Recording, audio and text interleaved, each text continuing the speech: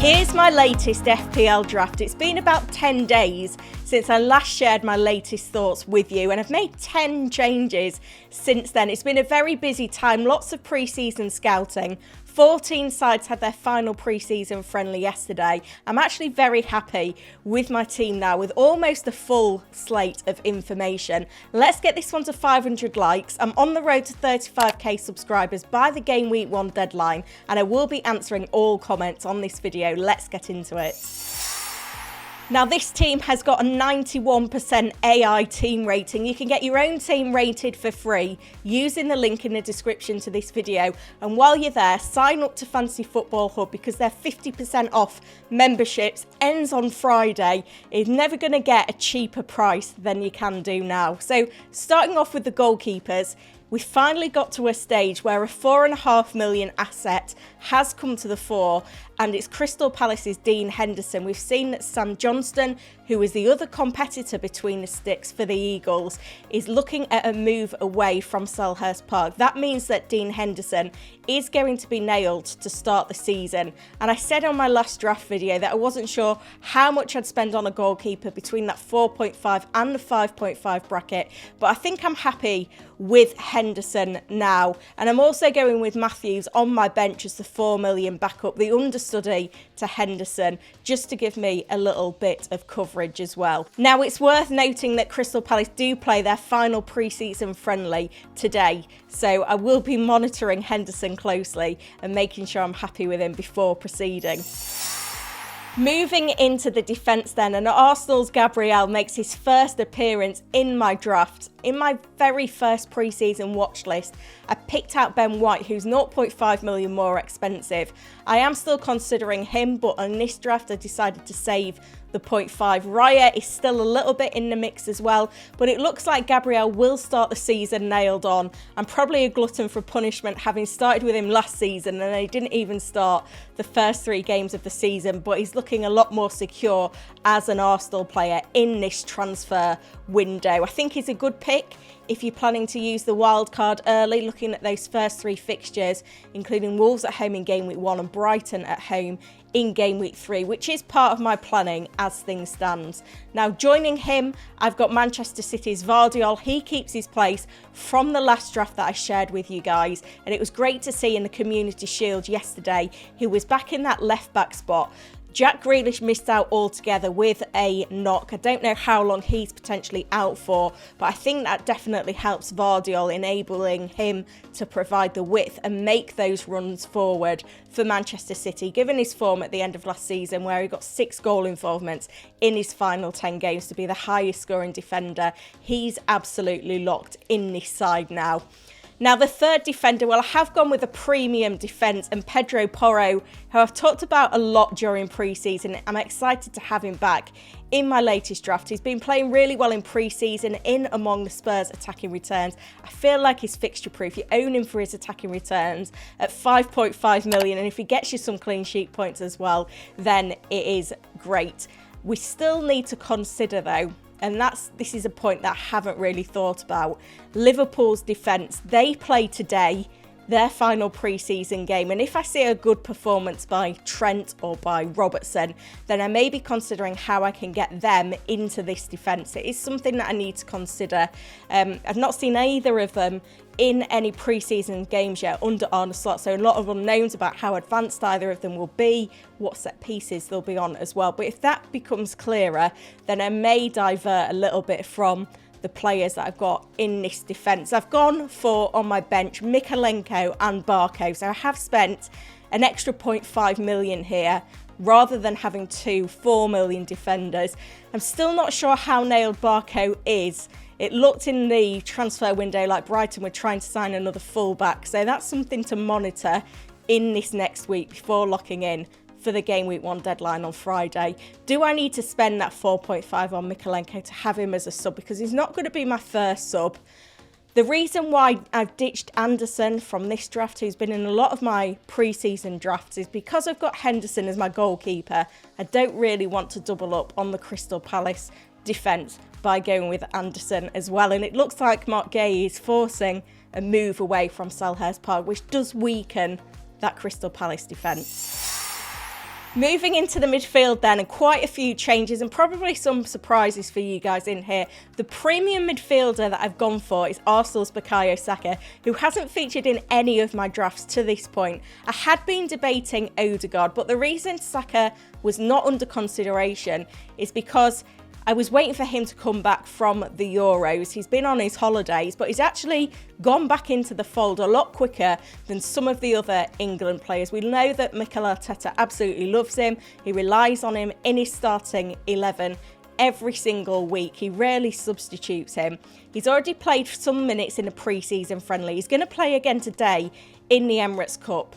And there's just a lot of uncertainty at Arsenal at the moment. Are they going to sign a number 9? Is Jesus going to start the season as 9? Is Havertz going to be 9? Or is he going to be much deeper as an 8? Where does Odegaard play? We know where Saka's going to play. He's the talisman of the team and he's on penalties. So for me, there was too many question marks elsewhere. I needed to get Saka in. Does of course mean that there's no Mo Salah. Looking further into my midfield then, Alexander Isak's ownership is going up and up and up.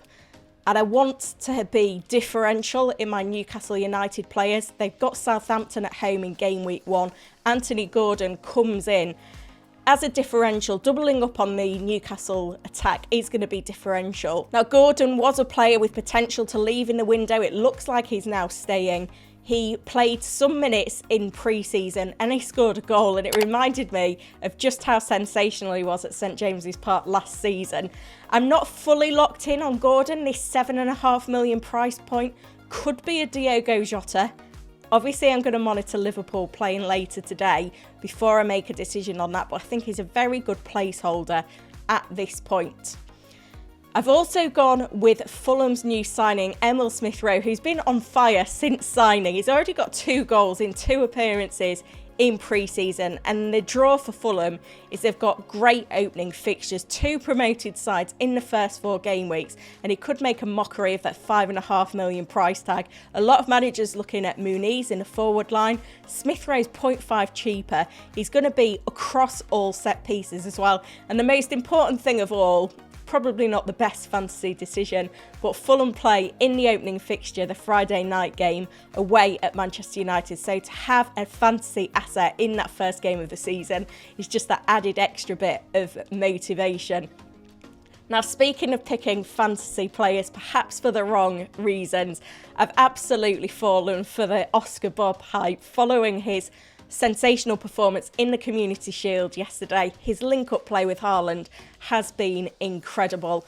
And I am a little bit biased here. My firstborn child, she's called Bobby.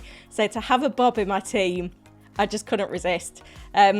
That means that Nkunku, who's been in most of my pre-season drafts, drops to the bench when these 2 sides face each other in game week 1, which is probably a decision that I'm going to regret because Nkunku's played very well in pre-season as well. 3 goals, 1 assist, plays again today, but I do fancy City to win this game. This gives me a little bit of balance here. There's no Morgan Gibbs-White, who's been an ever-present in my drafts, because Forest have been scoring goals in pre-season, but Morgan Gibbs-White has absolutely 0 goal involvement, so he's off the radar. I've upgraded the 0.5 from Winks to get Bobbin, who could drop to a sub, but I'm not going to bench him this week. I'm going to bench Nkunku. And then game week 2, he's got Ipswich at home, so if he's looking like a starter still, then he'll get the nod there as well. Could be a decision I regret, especially because I could be running into trouble because this is a triple City draft, so it does make me a little bit inflexible. But I am planning a wild card in game week 4 anyway, so let's see where we go. Moving in to the forward line, and 2 really easy picks here.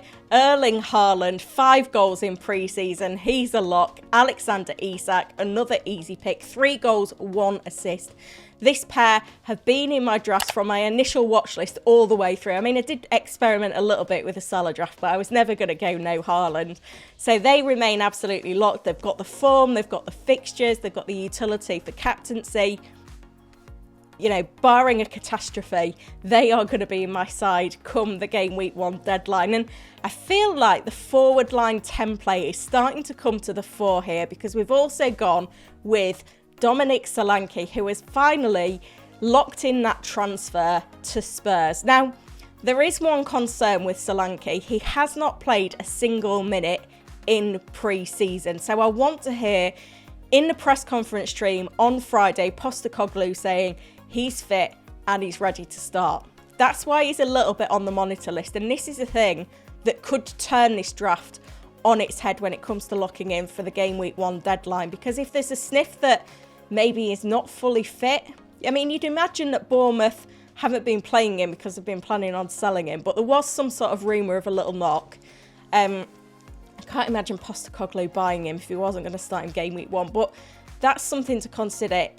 If at that point it doesn't look like Solanke is a viable option, I would drop down to João Pedro. But Spurs don't play until Monday. So, you know, he's got nearly 10 days to get up to speed as a Spurs player, and so much potential. Like, he could make a mockery of this $7.5 million price tag, being the Spurs number 9. 19 goals last season for Bournemouth. When you think of the players he's going to have around him, Son, Maddison, Kulusevski or Johnson, there's just going to be so many more opportunities for him. Whether he gets penalties off Son is one thing to consider. Son has not got as good a record as Solanke, but he's the captain, so I can't see it happening.